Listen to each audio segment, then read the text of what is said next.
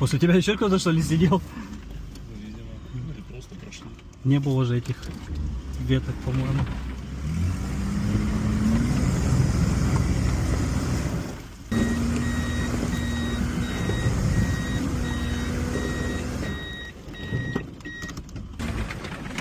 А ты точно хотел в эту лужу заехать тогда?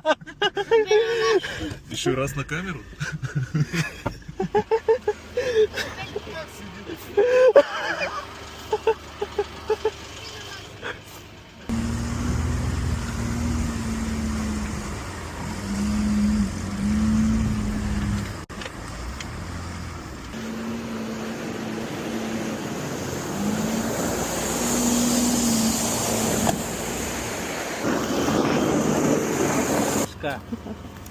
Вас подвести? Нет, я пешком.